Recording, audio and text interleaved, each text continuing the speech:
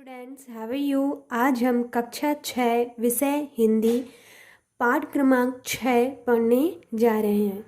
पाठ 6 जिसका नाम है विजय गान, और यह एक कविता है जिसके रचयिता हैं नटवरलाल स्नेही।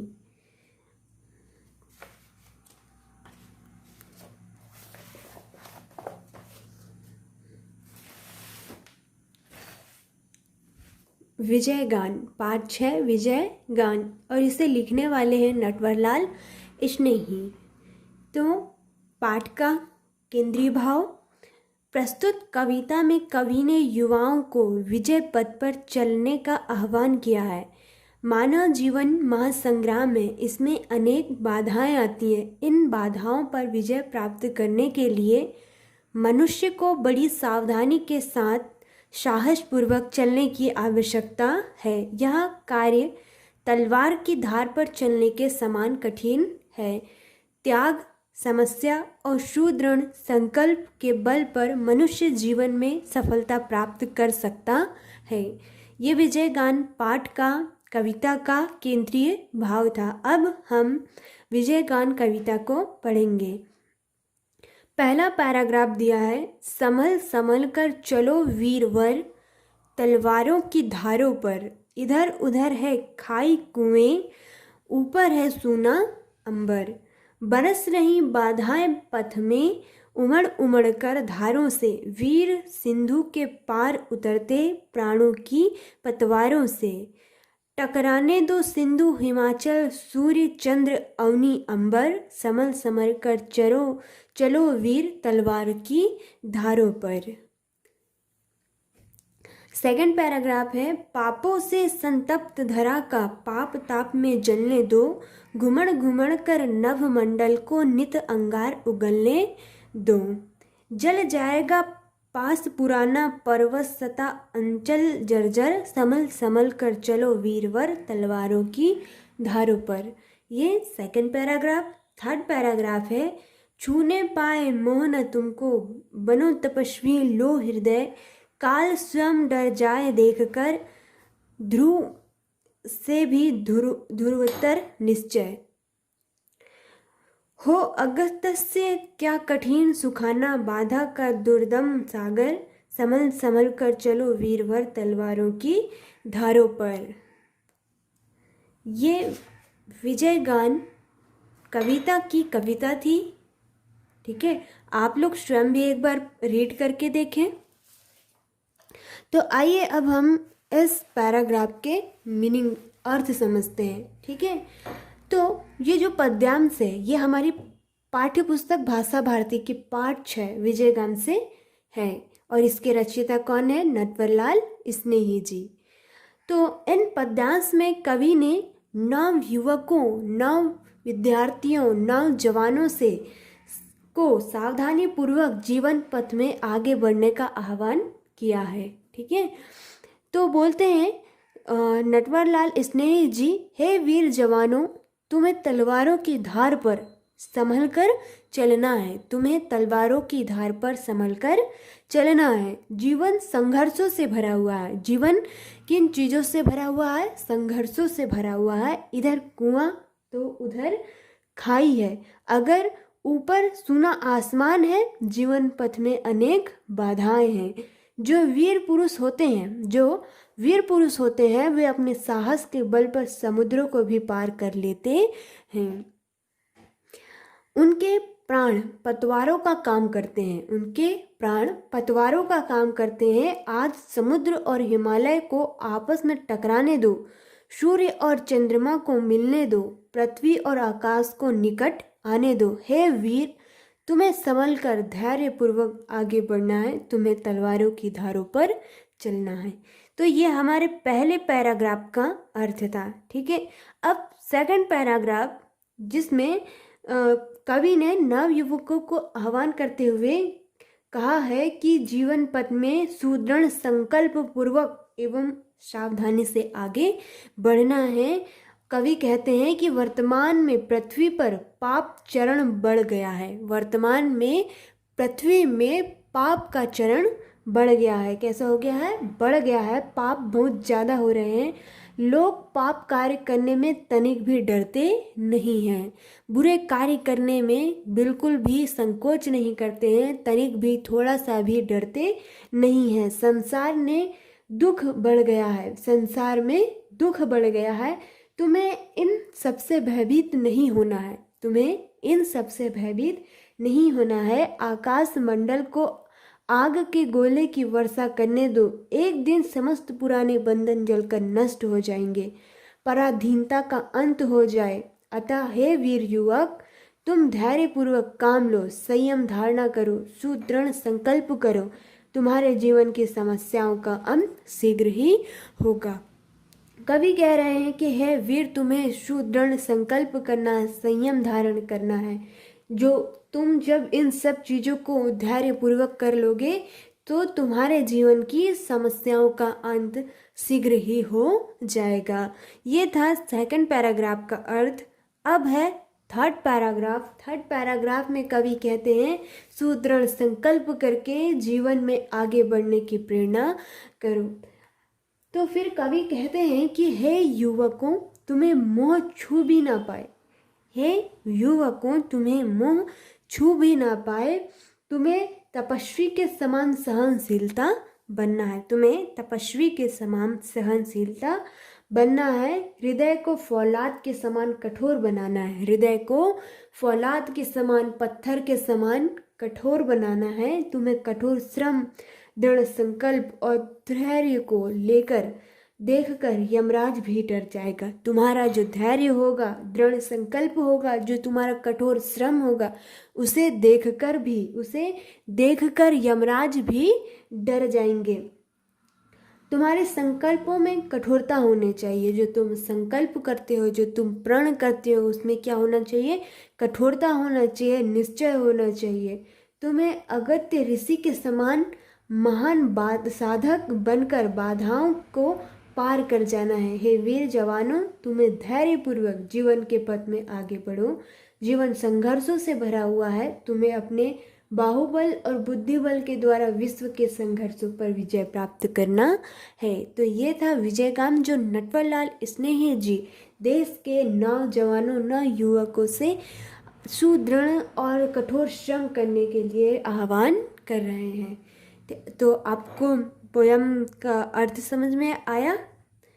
पूरा लेसन एक नवयुवकों को उत्साहित कर रहा है, नवयुवकों को आह्वान कर रहा है कि तुम दृढ़ संकल्प करो, कठोर मेहनत करो। अगर तुम ये सब करते हो तो तुम्हारे जीवन की समस्याओं का अंत शीघ्र ही होगा और तुम्हारे धैर्य, कठोर श्रम, दृढ़ संकल्प को देखकर यमराज भी डर जाएगा। तुम्हें संकल्पों में कठोरता होना चाहिए। तुम्हारे जो प्रण है, तुम्हारे जो संकल्प है, उसमें कठोरता होनी चाहिए। तो ये नटवरलाल स्नेही जी कह रहे हैं। तो आपको विजयगान कविता समझ में आई? आप लोग स्वयं एक बार पढ़ के देखें। उसके बाद है नटवरलाल स्नेही। नटवरलाल स्नेही जी कविता के रचयिता हैं, रचयिताकार हैं। तो इनके बारे से कुछ बताया गया है, जैसे कि इनका जन्म 4 जुलाई 1917 को रतलाम 4 जुलाई 1917 को रतलाम मध्य प्रदेश में हुआ था। इन्होंने ग्वालियर से साहित्य विशारद की उपाधि प्राप्त की। इसी दौरान ये गांधीवादी विचारधारा से प्रभावित हुए और इन्होंने स्वतंत्रता आंदोलन में भाग लिया। इनका नाम स्वतंत्रता संग्राम सेनानियों की प्रथम सूची में प्रकाशित हुआ। इन्होंने 100 से अधिक पत्र पत्रिकाओं में नियमित लेखन किया। लगभग 5000 कविताओं के अतिरिक्त इनकी 20 से अधिक पुस्तकें प्रकाशित हुई हैं, जिनमें निबंध संग्रह, कहानी संग्रह, कालखंड व खंड काव्य व महाकाव्य सम्मिलित हैं। गांधी मानस इनकी पुरस्कृत रचना है। गांधी मानस इनकी पुरस्कृत रचना है। ठीक है, तो आप लोगों को अपनी हिंदी कॉपी में लेसन 6 के सारे क्वेश्चन के आंसर करने हैं। ठीक है, तो सबसे पहले आपको अपनी हिंदी कॉपी में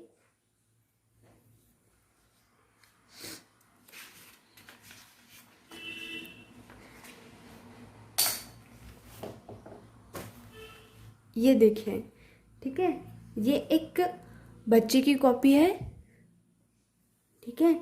इस पे ऊपर पे आप पाठ का नाम, पाठ का नंबर और इस तरह से अनुवाद लिखेंगे, ठीक है। आपको समझ में आ रहा है? जैसा इस कॉपी में लिखा है आपको अपनी कॉपी में भी वैसा ही लिखना है, ठीक है। ऊपर पाठ का नाम, पाठ का नंबर,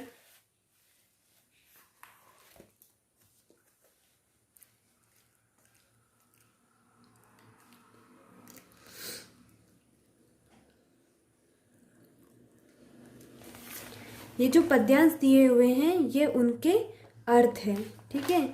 जो पद्यांश दिए गए हैं ये उनके अर्थ हैं।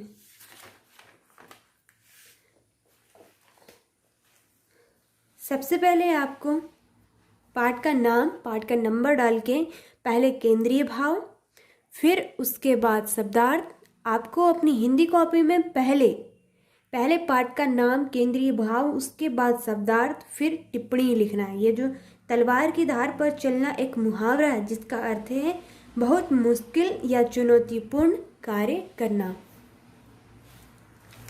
उसके बाद आपको नटवरलाल स्नेही जी के बारे से लिखना है, ठीक है। उसके बाद सही विकल्प चुनकर लिखिए। पथ में बरस रही है चिंगारियां, बाधाएं, शक्तियां या बिजलियां। क्या बरस रही हैं? बाधाएं। धरा संतप्त हो रही है पाप से। फिर उसके बाद है रिक्त स्थानों की पूर्ति कीजिए। वीरों को तलवारों की धारों पर चलना पड़ता है। नभ मंडल को नित अंगार उगलने दो। दृढ़ निश्चय से काल स्वयं डर जाता है। काल मतलब होता है मृत्यु। दुर्दम सागर सुखाने के लिए तुम अगस्त्य हो, ठीक है। तो ये आपका रिक्त स्थानों की पूर्ति कीजिए सेकंड क्वेश्चन हो जाएगा। उसके बाद ये हमने इसको पहले ही दिखा दिए थे तो आपको इसे लाइन से करना है, ठीक है। उसके बाद थर्ड पैराग्राफ,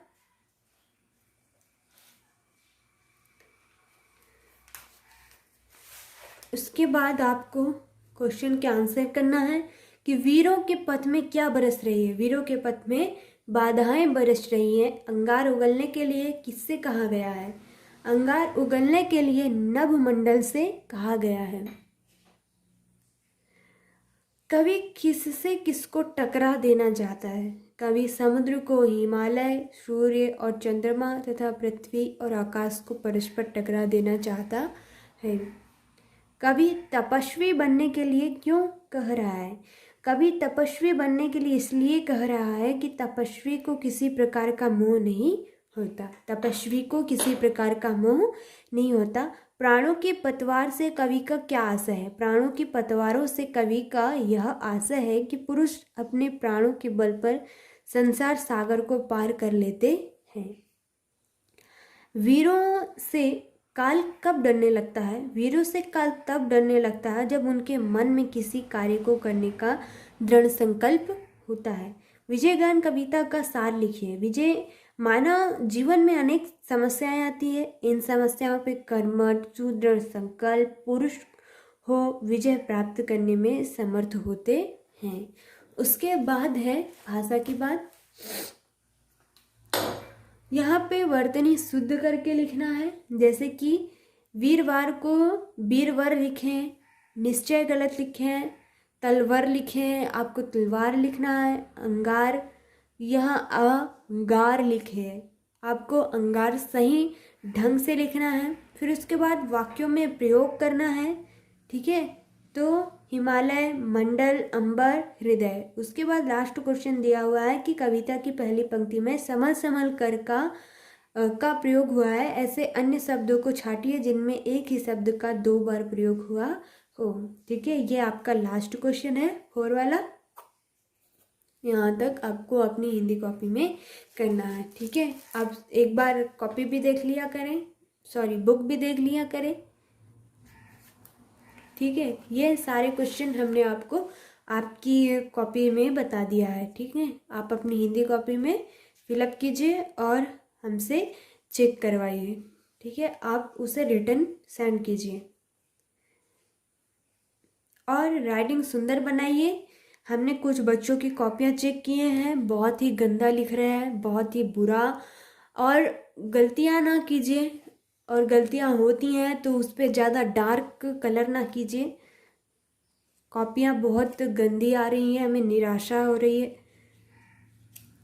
काम साफ और सुथरा होना चाहिए। आप लोग अपने घर पर बैठकर अच्छे से बैठकर वर्क कर रहे हैं तो आपकी कॉपी भी सुंदर होनी चाहिए, ठीक है।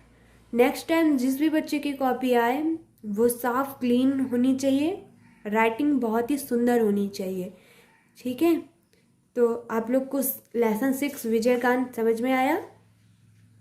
तो ये था आज का हमारा पार्ट विजयगान, ठीक है।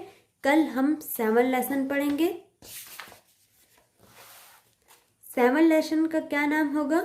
हम बीमार ही क्यों हो। ये एक निबंध है और जिसको लिखने वाले हैं डॉक्टर आनंद, ठीक है। आप आज का होमवर्क है आप लोगों का कि विजयगान लेसन के जितने भी क्वेश्चन के आंसर हमने आपको बताए वो अपनी कॉपी में फिलअप कर लेंगे, ठीक है। और साफ और सुंदर राइटिंग में, हम कई दफ़ा बोल रहे हैं कि राइटिंग साफ और सुंदर होनी चाहिए, और कई शब्द भी गलत लिखते हैं, उन शब्दों पर भी ध्यान दीजिए, ठीक है। कल हम 7 लेसन पढ़ेंगे, तो आप लोग स्वयं भी 7 लेसन एक बार रीड करके और समझ कर रखेंगे। हम बीमार ही क्यों हो, ठीक है। तो आज के लिए बस इतना ही, धन्यवाद।